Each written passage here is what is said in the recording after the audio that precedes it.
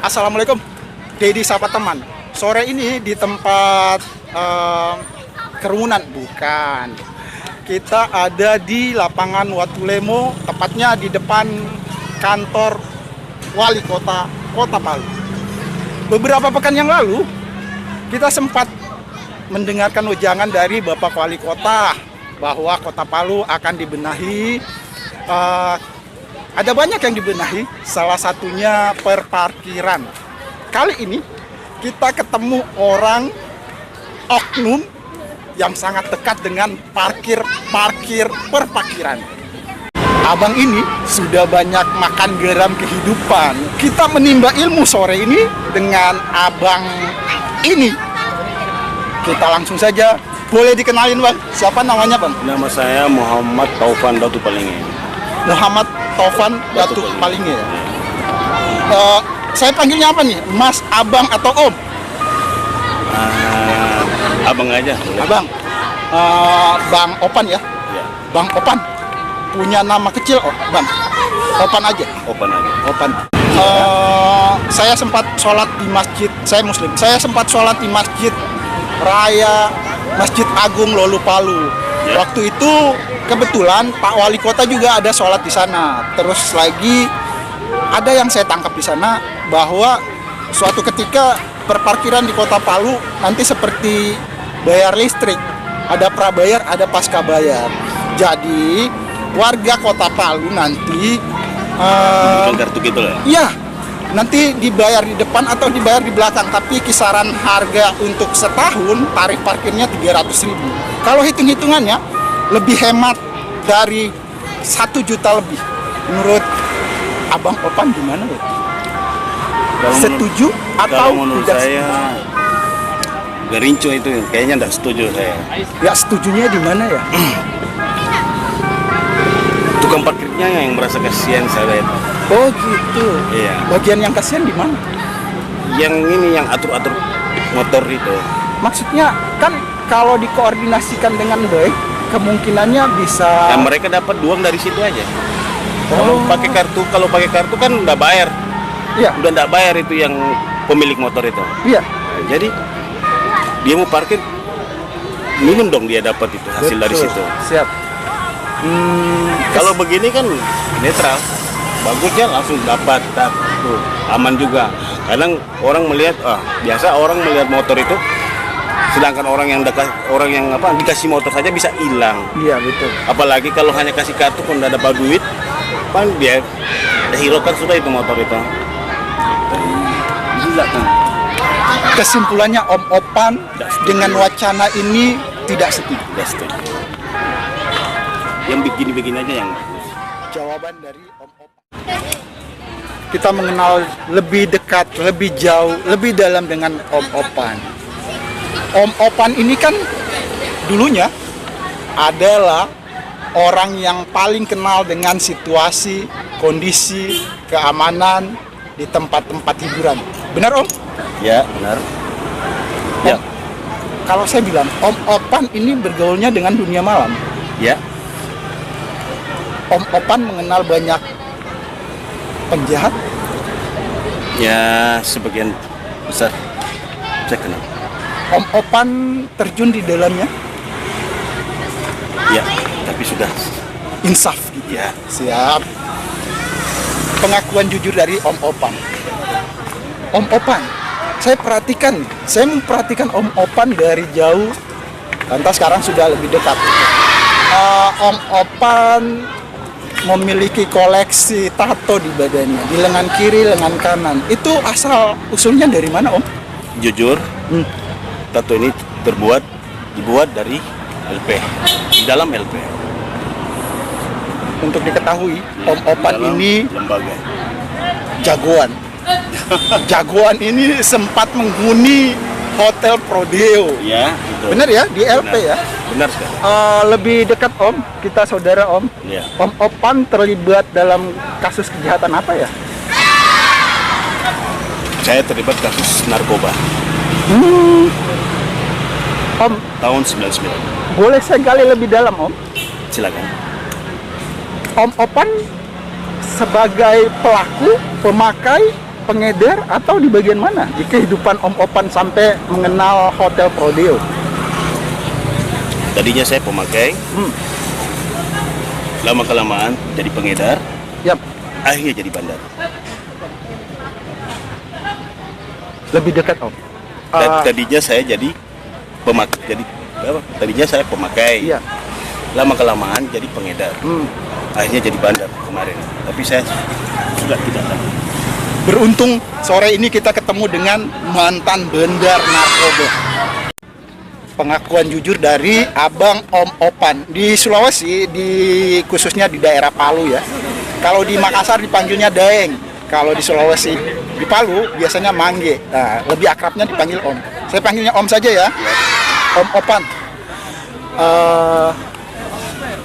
Kehidupan kita kadang-kadang suka hilaf, jatuh ke jurang, lembah yang paling dalam. Om Opan merasa kehidupan di LP waktu itu. Om Opan merasa sangat jatuh. Ya susah, sedih, menyesal, itu semua. Tidak mau lagi. Bagian dari kehidupan Om. Maksud saya gini, apakah setelah melakukan hal-hal yang terlarang, yang dilarang, dengan penyesalan yang begitu kuat di dalam sana ya, saya nggak bisa digambarkan sama Om Opan. Om Opan merasa jago. Tidak. Bagaimana dengan tentang rasa kemanusiaan? Maksud saya gini, apakah Om Opan merasa saya pernah melakukan ini dan saya bangga? Dulunya memang iya. Saya merasa bangga, nama saya terkenal, duit saya banyak, dengan semua itu saya merasa bangga. Tapi pada akhirnya saya sadari, semua itu tidak ada artinya. Kalau hanya mengejar itu pun langsung hanya masuk ke dalam bui, tidak ada artinya buat saya. Mendingan saya begini, mendingan saya jadi tukang parkir ketimbang saya banyak duit tapi kejar-kejar diburu oleh polisi. Posisi kita ada di area parkir di Jalan Balai Kota Selatan, Balai Kota Utara, di depan kantor Wali Kota Palu. Pengakuan jujur, lagi-lagi pengakuan jujur. Sebagai manusia kita, ketika menghadapi masalah yang sangat pelik, begitu berat, kadang-kadang kita lupa. Kadang-kadang kita juga merasa di mana posisi saya. Om Opan, ketika Om Opan di dalam penjara ya, di Hotel Prodeo, apakah Om Opan merasa di sana saya mendapatkan ini berkah atau apa ya istilahnya? Ya. Mendapatkan sesuatu yang tidak pernah saya dapat separuh hidup saya. Betul. Di sana. Ya, alhamdulillah. Tadinya saya tidak tahu ngaji. Alhamdulillah, saya bisa ngaji, bahkan bisa ngajar orang mengaji.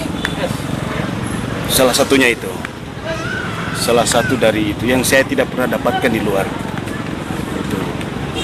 Di dalam LP saya dibina, membuat kerajaan tangan kemarin di sana.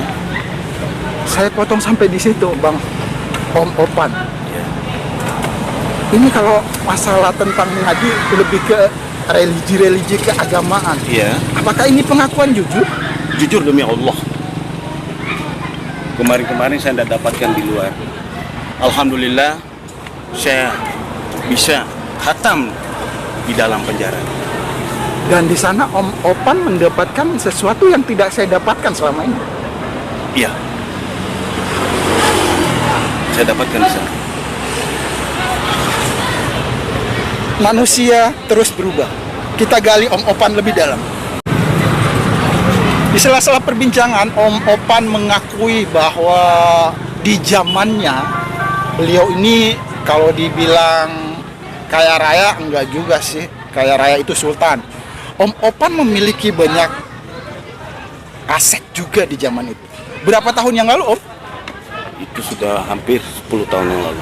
10 tahun yang lalu Om Opan kalau bisa diingat kembali, saya nggak mau Om Opan sedih sampai menangis nih. Apa saja yang Om Opan miliki waktu itu? Alhamdulillah kemarin-kemarin itu saya memiliki kendaraan seperti mobil lebih dari 1, Iya. motor lebih dari 5, rumah lebih dari 1, Iya. kebun, ternak, Ada ya? ada semua.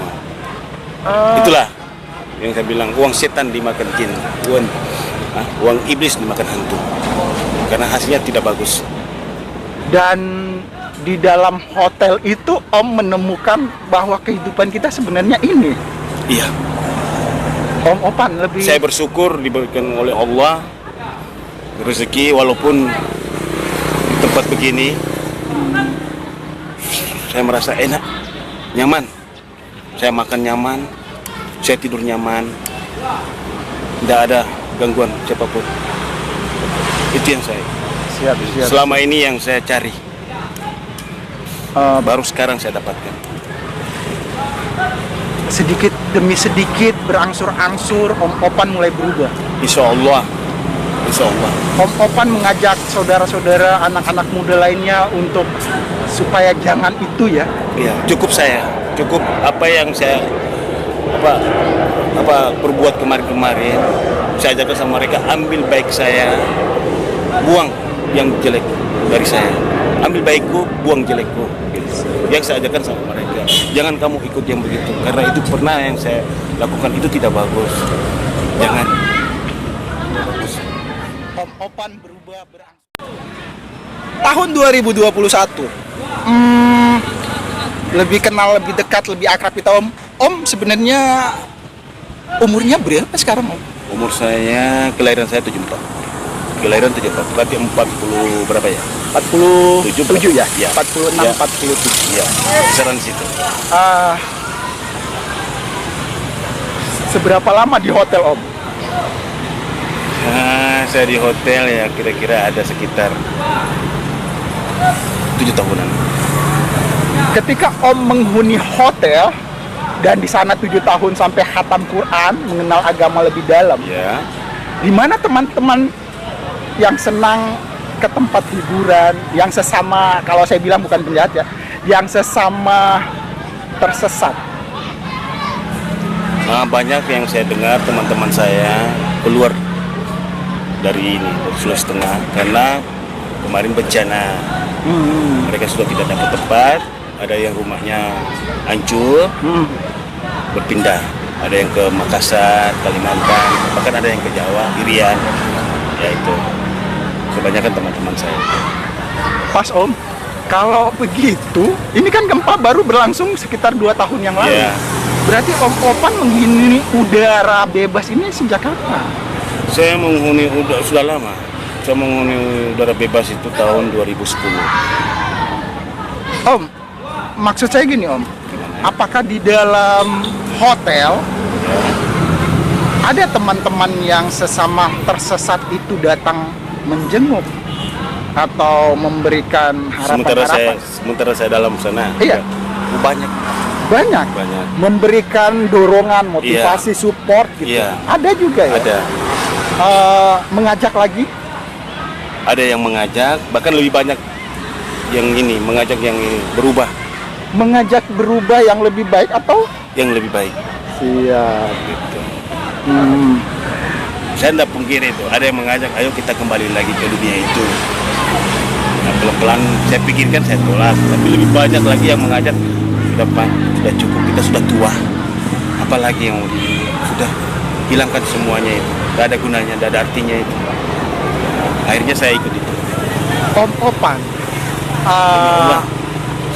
Om Opan sudah merasakan suasana hiruk pikuk di dunia kejahatan, dunia malam, terus juga sudah menempatkan bagian dari kehidupan Om Opan di lembaga pemasyarakatan. Om, siapa yang paling berjasa di kehidupan Om dalam menjalani perubahan itu? Yang paling berjasa sebenarnya orang tua, ibu saya. tidak ada henti-hentinya memberikan nasihat buat saya siang dan malam. Bahkan subuh pun saya datang, selalu dia beri nasihat. Nah, berubah sudahnya.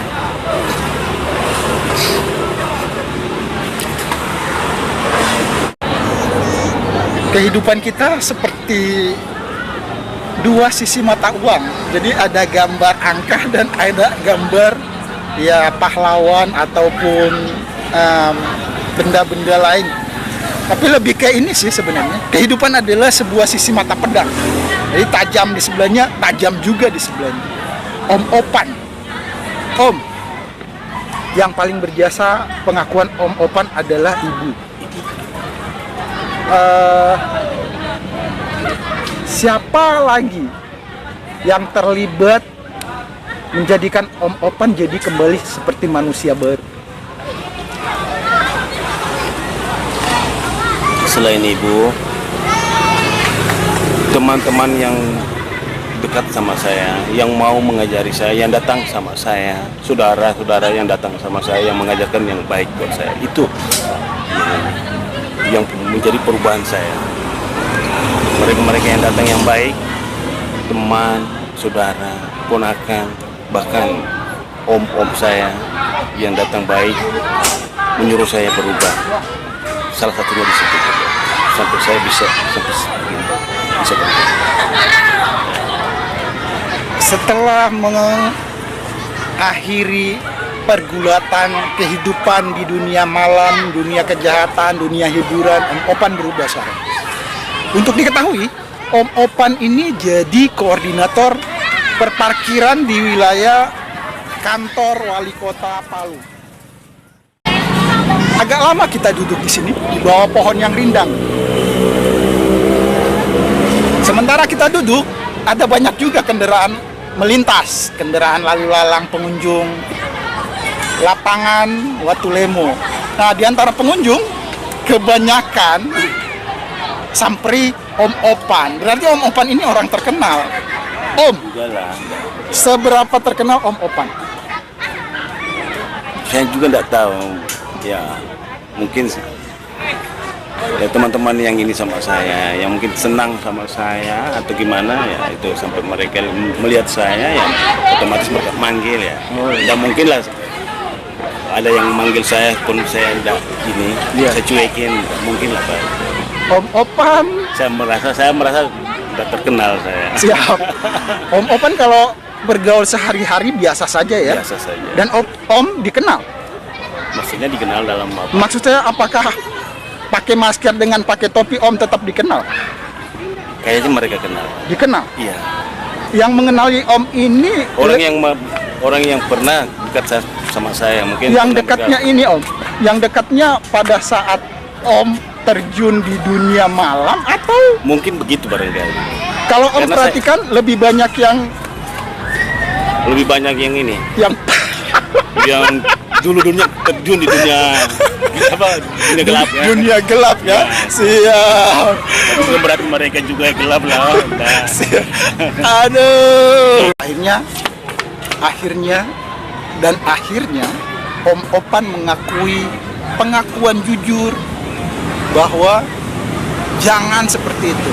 Nah Om, saya minta nasihat atau pesan Om untuk anak-anak muda yang mencoba-coba atau sudah menjalani hal-hal yang seperti Om lakukan. Pesannya apa, harapannya apa Om? Janganlah berbuat yang tidak bagus seperti narkoba atau panjang tangan, mencuri. Om Opan melakukan itu juga? Kalau untuk mencuri enggak, kalau narkoba ya. Biasanya gini Om, orang kalau terlibat dalam ini ya, sudah mengenal narkoba, kan dia harus terus merasakan asupan itu. Nah, sementara materi atau uangnya tidak cukup, otomatis tindak kriminal lainnya, mencuri tadi. Alhamdulillah pada waktu itu saya diberi kelebihan. Oh gitu. Iya, bisa kelebihan dalam arti uang. Jadi untuk mau kesananya itu untuk melakukan tindakan mengambil barang seseorang tanpa ini tidak ada, karena tercukup cukupi uang saya. Dan itu saya tidak pernah lakukan. Bagian dari kehidupan Om Opan. Iya. Pesannya lebih detail Om, buat anak muda yang sekarang, lebih tegas Om. Apa ya? Ya, kalau menurut saya jauhilah. Jauhi yang satu itu. Iya. Jauhi narkoba dan jangan coba-coba. Iya, betul. Karena hampir semua mayoritas anak-anak Palu itu yang mereka lakukan. Kalau bisa jangan mencoba. Harapannya ke depan untuk generasi muda Palu. Apa ya? Ya, maunya saya ya anak-anak di sini, anak-anak muda untuk wilayah Palu. Ya, bagaimana ya kan? Saya bingung juga mau ngomong ini. Nah, kita pangkas pertanyaannya. Kalau pertanyaan, apa yang paling Om Opan banggakan setelah keluar dari penjara? Bisa berkumpul sama keluarga lagi. Bisa hidup udara segar. Berkehidupan dengan normal lagi. Iya. Dan bersyukur masyarakat masih mau menerima orang-orang seperti saya begini. Karena biasanya yang sudah dicap mantan napi susah untuk dijawab, dikecilkan dari lingkungan itu. Alhamdulillah mereka masih mau menerima saya. Itu yang saya syukuri. Untuk Dedi sahabat teman, hari menjelang sore dan hampir maghrib. Assalamualaikum.